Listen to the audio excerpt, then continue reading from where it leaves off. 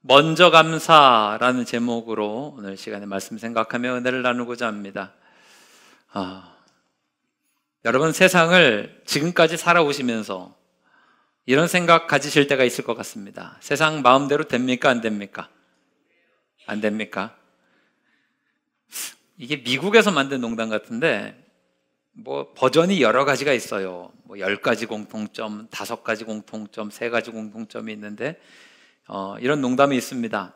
골프하고 자식하고 공통점이 3가지가 있대요. 저는 골프를 치지를 않으니까 잘 모르는데 이런 게 있답니다. 첫 번째, 3가지가 있는데 안 될수록 쥐어패지 말고 띄워줘야 된다. 이게 첫 번째랍니다. 그러니까 자식이 내 마음대로 안 되면 때리면 안 된대요. 골프 치시는 분들은 혹시 공감하실지 모르겠는데 쥐어패면 공이 어긋나게 나간답니다. 어떻게 해야 되냐? 위로 이렇게 붕 띄워줘야 공이 원하는 코스로 잘 간다. 그런 거예요. 두 번째, 끝까지 눈을 떼면 안 된다. 이게 어디로 튈지 모른다는 얘기죠. 제가 제일 공감한 것은 무엇인가 하면 3번째가 제일 마음에 와닿는데 이겁니다. 내 마음대로 안 된다. 그렇죠?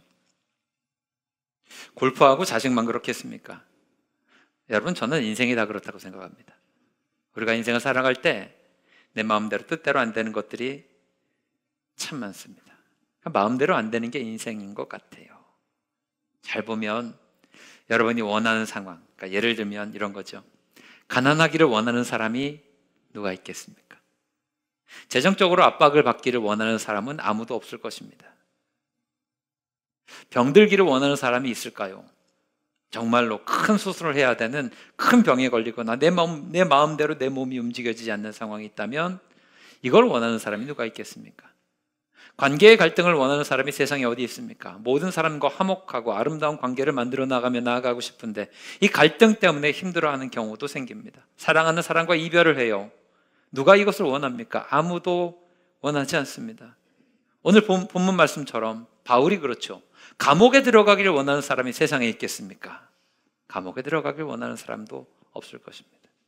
그런데 원하지 않는데 실제로 제가 언급한 이 이야기들은 우리의 삶 가운데 아주 일상처럼 나타나는 현상 중에 하나입니다. 이게 인생입니다. 또 언제나 살다 보면 그렇습니다. 원하지 않는 상황들이 찾아와요.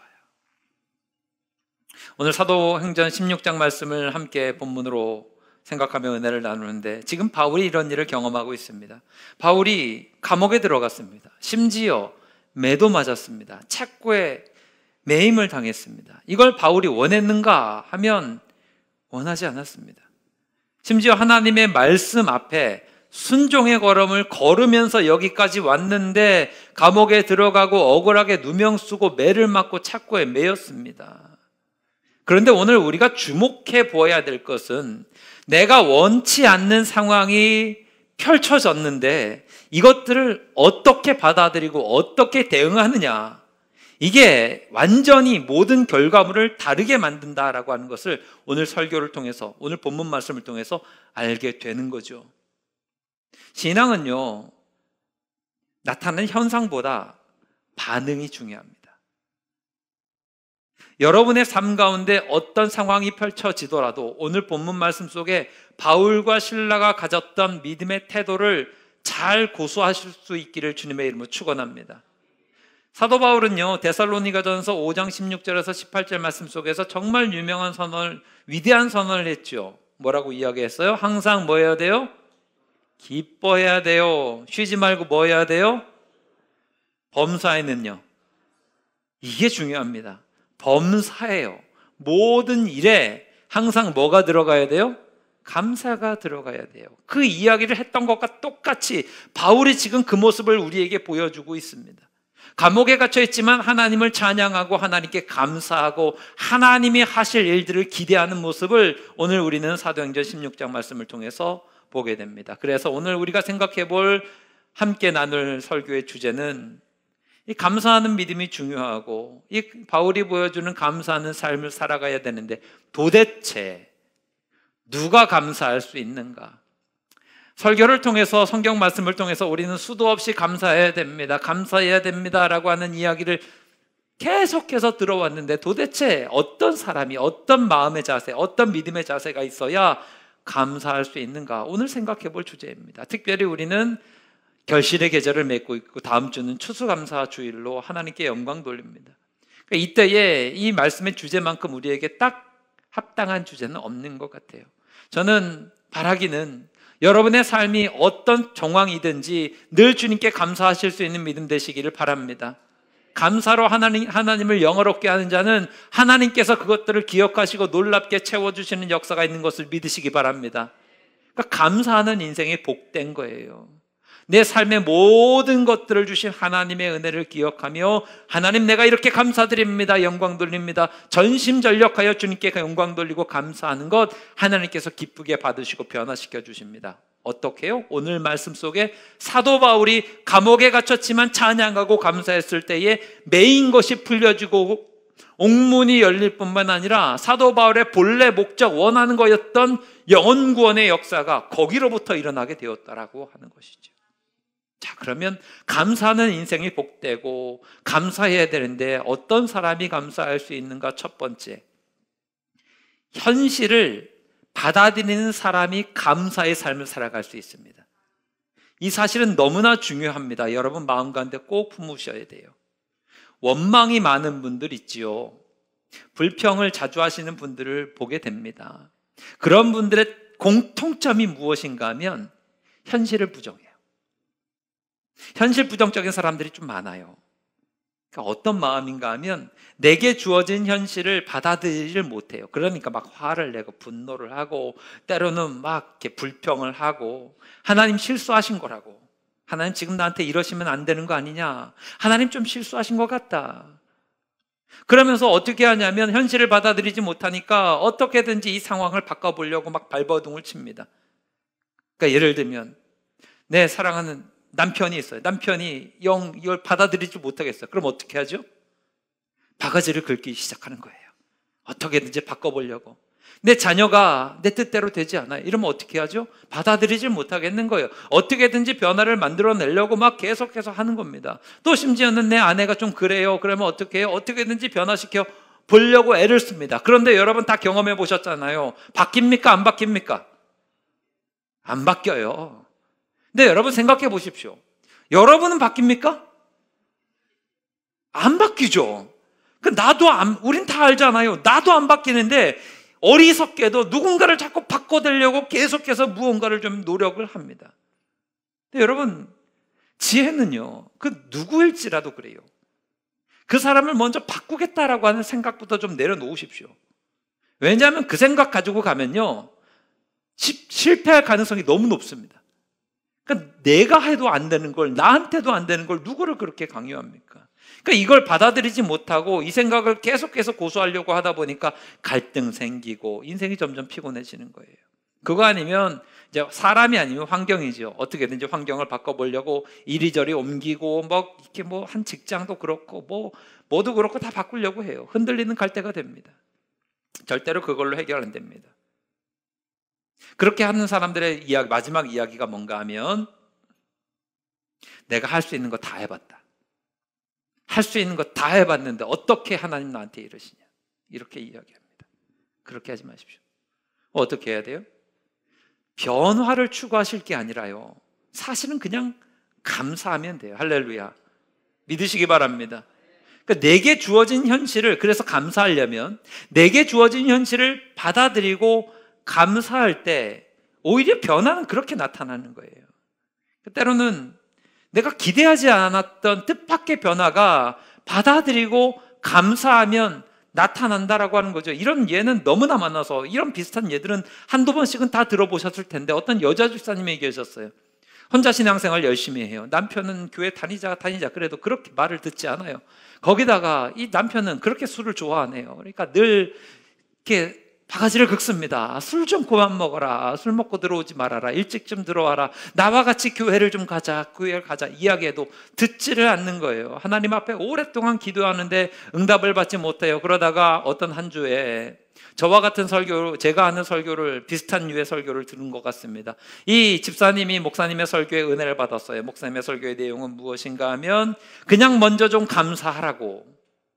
이런 말씀을 설교의 주제로 해서 나누었습니다. 이 설교를 들었어요. 그래서 믿는 마음으로 목사님 저렇게 주신 것은 하나님 내게 주신 말씀이니까 내가 붙들어야지 하면서 믿는 마음으로 감사를 했대요. 근데 이게 처음부터 되나요? 안 되지요. 속이 막 뒤집어지는데 어떻게 감사를 합니까? 그런데 억지로 어떻게든지 감사를 하려다 보니까 감사의 제목들이 그나마 좀 억지로 이렇게 나오게 되는 거예요. 남편을 보니까 그냥 술 먹고 들어왔는데 잘 살펴보니까 주정이 별로 심한 것 같진 않아요. 그러니까 하나님 앞에 감사하는 거예요. 하나님, 저 인간이 그래도 주정은 좀 심하게 하지 않아서 감사합니다. 또 오늘 밤늦게 1시 넘어서 술 먹고 들어왔는데 속은 뒤집어지는데 감사의 제목을 찾으려니까 찾아치는 거예요. 하나님, 그래도 저 인간이 집은 찾아오게 하셔서 감사합니다. 길거리에서 자지 않아서 감사합니다. 그러니까 이런 식으로 하다 보니까 감사의 이유가 자꾸 생기게 되는 거죠. 근데 감사가 자꾸 감사가 쌓이다 보니까 어떤 마음이 드냐면 남편이 좀 불쌍해 보이는 거예요. 그래서 좀 잘해줬대요. 원래 여러분 감사한 마음 가지고 받아들이고 감사하면요 잘해주게 되어 있습니다. 여러분 아시죠?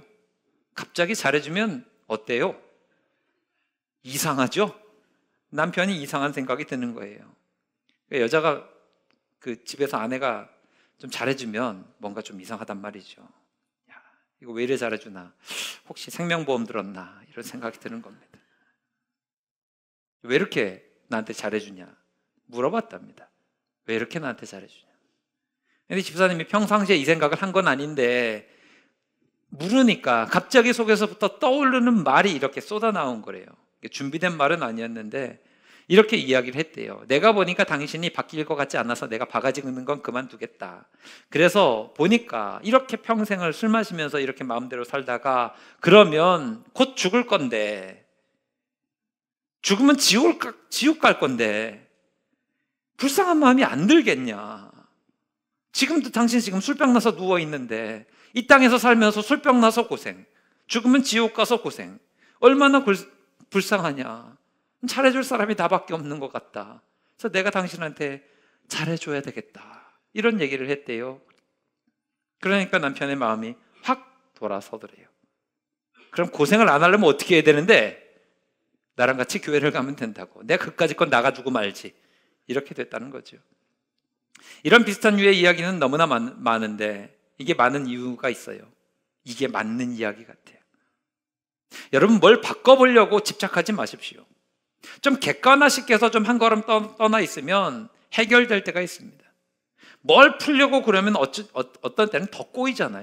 그러니까 조금 한 걸음 떨어지셔야 돼요. 싹 잊어버리고 그냥 받아들이면 오히려 그것 때문에 감사가 연결되어지면 복될 수 있습니다. 히브리어로 찬양한다라고 하는 말이 야다입니다. 야다라고 하는 이 히브리어에는 여러 가지 의미가 담겨져 있는데 여기에는 이스라엘의 신앙 고백이 들어가 있는 거예요. 야다는 찬양하다, 감사하다는 의미가 있는 반면 더불어서 인정하다, 고백하다라고 하는 의미가 담겨 있습니다.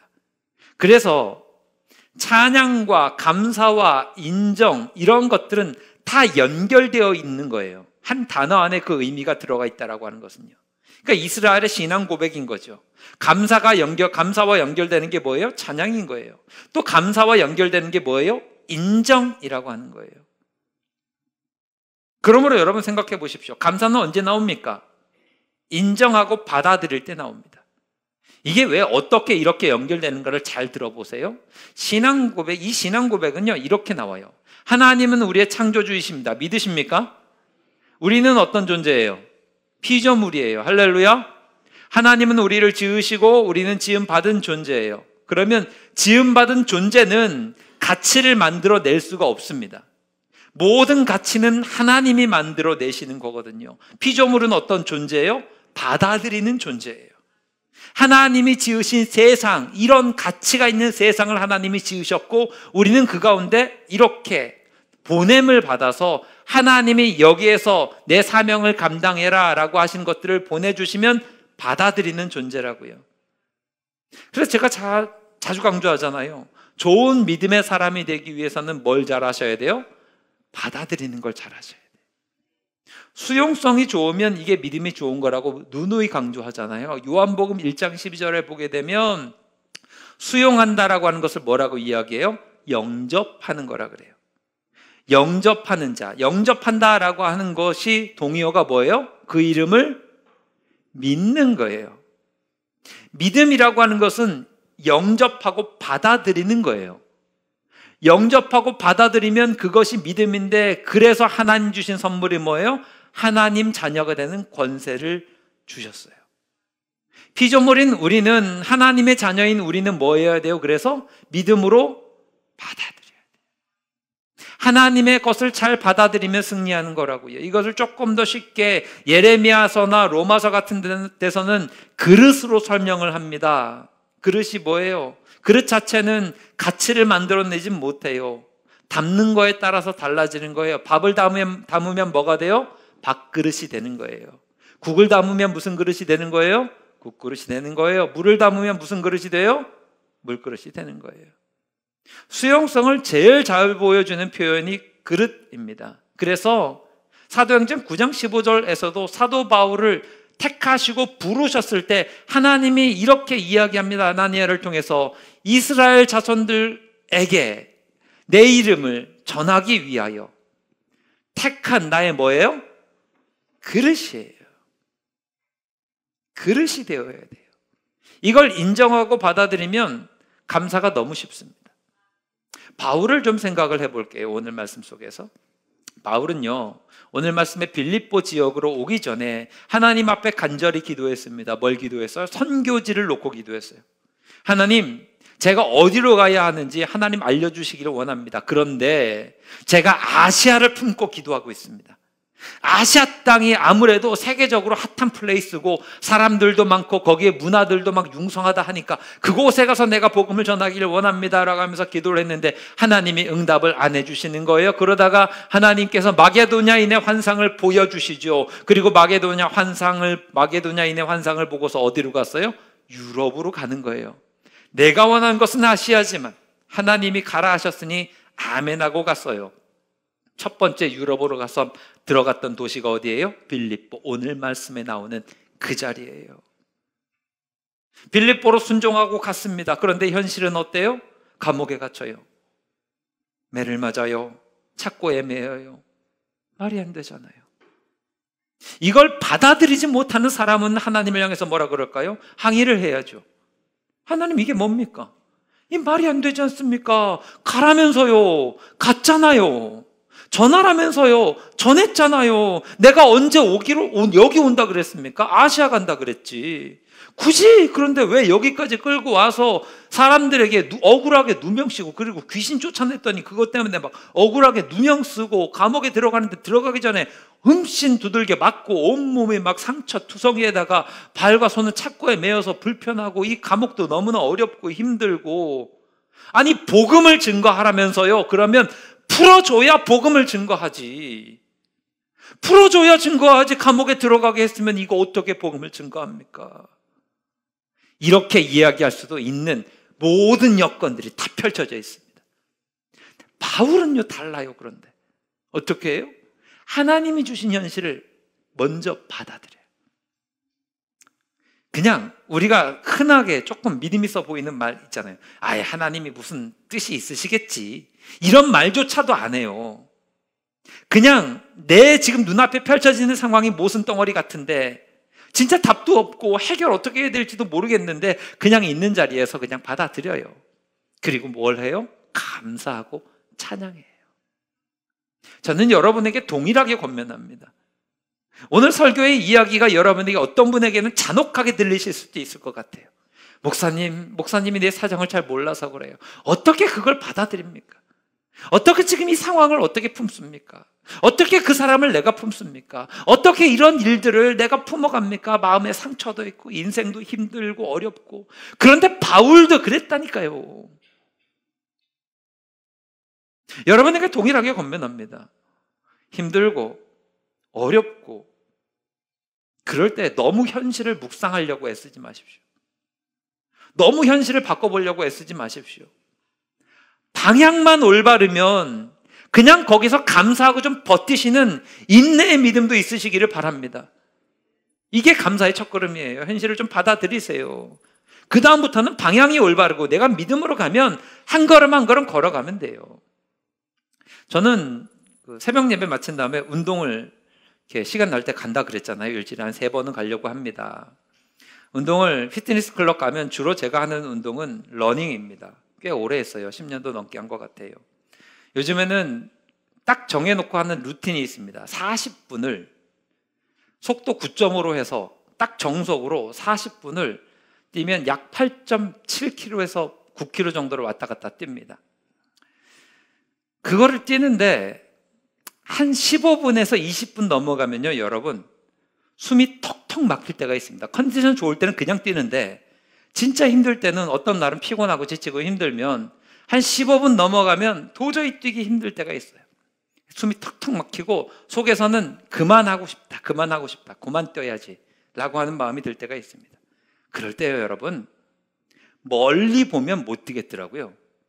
한 15분 뛰었는데 이야, 아직도 25분 남았네, 큰일 났네 하면 마음이 덜컥 하면서 그냥 멈춤 버튼을 누르고 싶습니다. 한 20분 남아요? 그러면 오늘 그래도 한 20분 뛰었는데 아무도 안 뛰는 20분을 내가 그래도 뛰었으니 여기서 멈추면 되지 않을까. 근데 또 멈추기에는요, 이 자존심이 허락을 안 해요. 이게 문제입니다. 이게 이런 식으로 한 15분만 뛰고 나머지는 대충 걷다가 돌아오면요, 이게 뭔가 좀 루저가 된 기분이 있어요. 이게 쓸데없는 자존심입니다. 아무튼 그래요. 이럴 때 제가 터득한 비결이 있습니다. 짧게 끊으면 되더라고요. 25분 남았는데 그냥 25분을 보는 게 아니라 1분만 더 뛰자예요. 1분만 더 뛰자, 1분만 더 뛰자, 1분만 더 뛰자. 아무 생각 없이 그냥 1분만. 조금 더 나오면 3분만 더 뛰면 되는 거야. 그냥 5분만 더 뛰면 되는 거야. 이러면서 절대로 멀리 보지 않습니다. 그럴 때는요, 또 생각을 안 하는 게 좋습니다. 그냥 뛰는 거예요. 그냥 1분만 생각하고 뛰는 거예요. 생각하면 힘만 더 들어요. 생각을 멈추고 그냥 뜁니다. 그러면요, 완주하고도 남습니다. 놀라운 건요, 그렇게 완주하고 나서도요, 힘이 남아요. 못 뛰질 않아요. 그냥 힘이 남아요. 저는 이제 혼자 제가 하는 운동이 러닝이니까 달리기를 하면서 이런 걸 배우지만 이건 모든 부분에서 적용 가능한 것 같습니다. 여러분, 인생이든 운동이든 다 똑같은 것 같아요. 살다 보면 쉽지 않을 때가 있습니다. 생각 없이 여러분 똑같은 일을 반복하면서 의미를 찾지 못할 때가 있습니다. 분명히 있다고요. 그럴 때는요, 받아들이시고 먼저 그냥 가십시오. 그럼 지나간다고요. 실패를 반복하는 사람들이 동일하게 하는 질문은 비슷비슷한데요, 그 질문은 이런 거예요. 언제까지 가야 됩니까? 얼마나 남았습니까? 왜 해야 됩니까? 뭐 때문에 해야 됩니까? 이럴 때는 좀 생각을 내려놓고 주신 현실을 받아들이고 하나님 의지하며 가는 게 훨씬 더 귀합니다.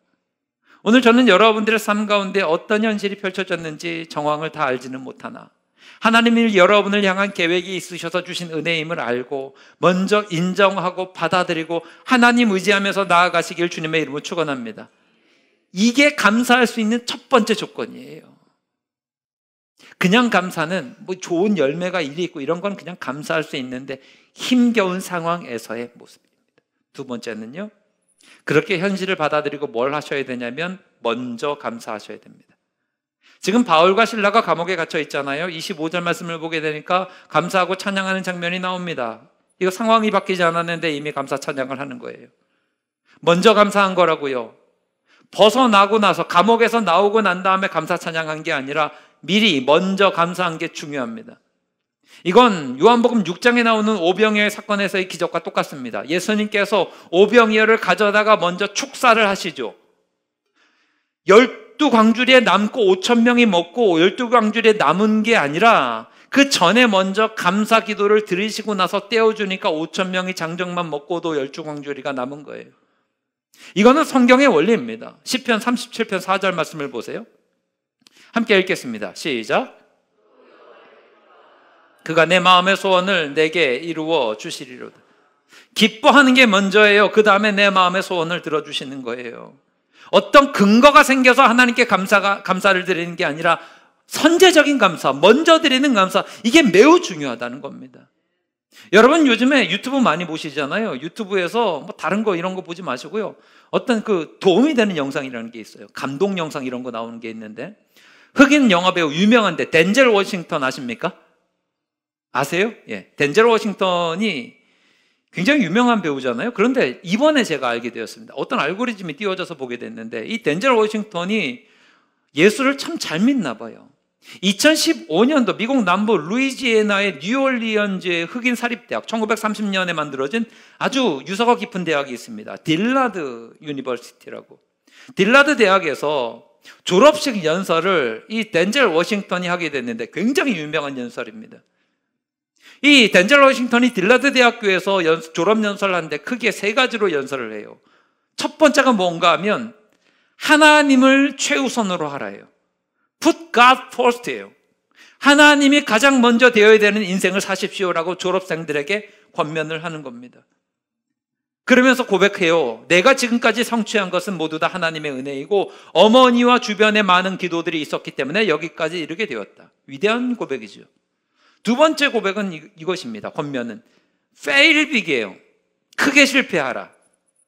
실패를 두려워하지 말고 올바른 목표를 세우고 꾸준히 노력하고 발전해라. 힘내라는 이야기입니다. 세 번째가 중요한데, 이건 뭐 미국식 표현인 것 같아요. 우리나라 말로 번역하면 좀 어색한데, 영구차 뒤에는 이삿짐 트럭은 없다 예요. 요거를 어떻게 표현하냐면, 그 영구차 뒤에는 영구이사가 없다. 썰렁하군요. 제가 이거 고민해서 만들어냈는데, 영구이사가 그거 이삿짐 트럭이잖아요. 제 스스로 만들어냈는데 썰렁하군요. 하지 말아야 될 걸 그랬어요. 아무튼 표현은 그래요. 영구차 뒤에는 이삿짐 트럭이 가지 않는데, 그게 무슨 얘기인가 하면 죽었는데 지금까지 내가 쌓아왔던 그 모든 것들을 다 가지고 갈 수 없다, 그 이야기예요.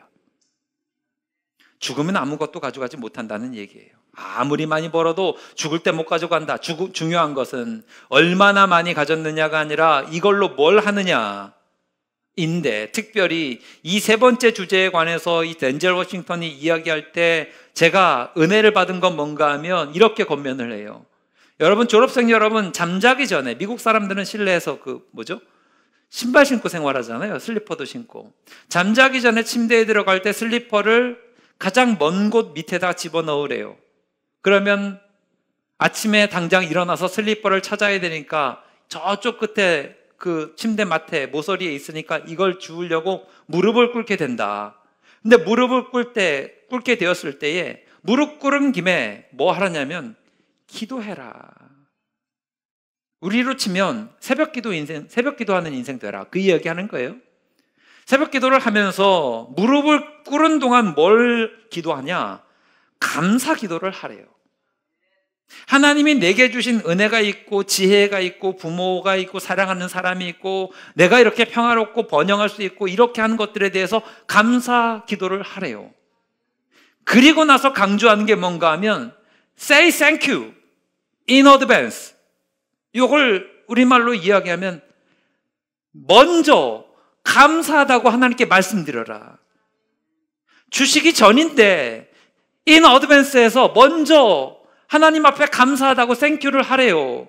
미리 주실 것에 대해서 감사하래요. 지금 내가 갖고 있지는 않는데 이미 당신들의 마음 가운데 있는 건 이미 주실 것에 대한 하나님이 보여주신 증거니까 받은 줄 알고 미리 감사하래요. 할렐루야.